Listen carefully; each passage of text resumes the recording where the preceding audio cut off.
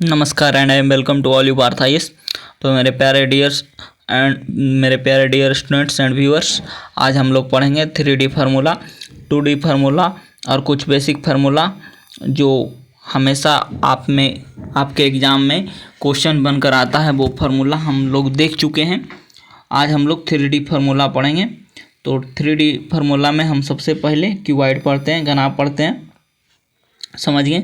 तो total surface area बराबर होता है 2 LB plus 2HB plus 2LH, समझिए। तो ये इसका टोटल सरफेस एरिया है और कर्व सरफेस एरिया बराबर 2H into L plus B होता है, समझिए। इसका आयतन L गुने B गुने H होता है, समझिए। उसके बाद आगे चलते हैं, समझिए। उसके बाद इसका विकर्ण होता है क्या, अंडर रूट A का स्क्वायर, B का स्क्वायर और H का स्क्वायर, समझिए। चारों दीवार का क्षेत्रफल आधार का परिमाप गुने ऊंचाई, यानी 2 इंटू L प्लस B गुने H। ये बहुत इंपॉर्टेंट है, ये क्वेश्चन आपको एग्जामिनेशन में मिलेगा। चारों दीवारों का क्षेत्रफल तो आधार का परिमाप गुने ऊंचाई होता है, समझिए। उसके बाद है संपूर्ण सतह का क्षेत्रफल होता है L plus B plus H के स्क्वायर माइनस कर्ण का स्क्वायर, समझिए। उसके बाद है टोटल सरफेस एरिया होता है विकर्ण प्लस टोटल सरफेस एरिया बराबर LBH के स्क्वायर हो जाता है। अब देखिए, ये तो क्या था, घनाभ था। अब हम लोग घन पढ़ते हैं। तो घन देखते हैं। इसका आयतन भुजा Q, इसका पार्श्व सतह का क्षेत्रफल होता है 4 गुने भुजा स्क्वायर, ये याद रखिएगा। संपूर्ण सतह का क्षेत्रफल 6 गुने भुजा स्क्वायर, दोनों याद रखिएगा। संपूर्ण कहेगा तो 6 गुने भुजा स्क्वायर, अब पार्श्व ये कहेगा तो 4 गुने भुजा स्क्वायर। इसका विकर्ण होता है √3 गुने भुजा।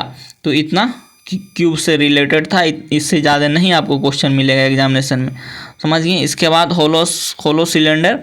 तो होलो सिलेंडर से क्वेश्चन आपको बहुत कम ही देखने को मिलता है, क्वेश्चन मिलेगा तो यहाँ से मिलेगा।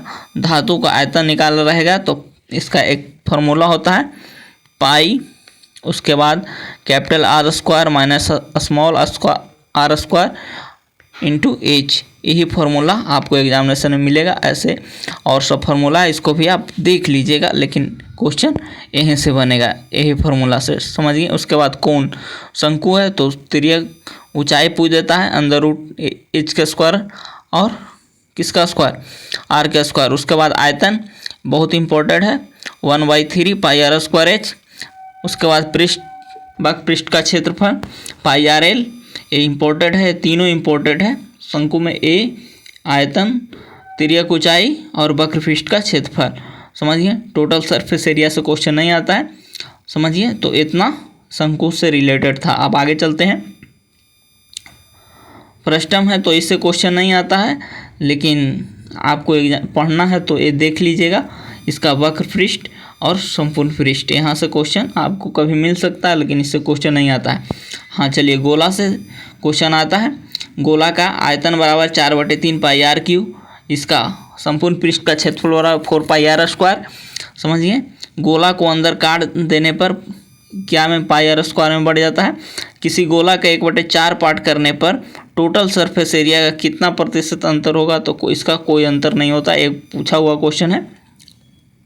उसी प्रकार है अर्धगोला, इसका आयतन ध्यान में रखिएगा 2/3 पाई R3, वक्र पृष्ठ का क्षेत्रफल 2 पाई R स्क्वायर और संपूर्ण पृष्ठ 3 पाई R स्क्वायर, समझिए। तो गोला अर्धगोला इंपॉर्टेंट है, यहाँ से भी क्वेश्चन आपको मिलेगा, समझिए। उसके बाद स्फेरिकल सेल है तो इससे क्वेश्चन आपको नहीं मिलेगा, फिर भी आप इसको देख लीजिएगा, समझिए। यहाँ से क्वेश्चन एग्जामिनेशन में नहीं मिलता है। उसके बाद देखिए, चारों दीवारों का क्षेत्रफल हम बता दिए, ये बहुत इंपॉर्टेंट है। 2H L plus B, cube के विकर्ण √3A, समझिए। वर्ग के विकर्ण √2A, होलोस्फेयर ए इम्पोर्टेंट था और ए इम्पोर्टेंट चार्ट है, इसको देख लीजिएगा आप लोग। ऐसे एक बार हम बता देते हैं, किसी बहुभुज को विकर्ण दिया हो तो उसको भुजा हम ऑप्शन से निकाल लेते हैं, बहुत जल्दी निकल जाता है।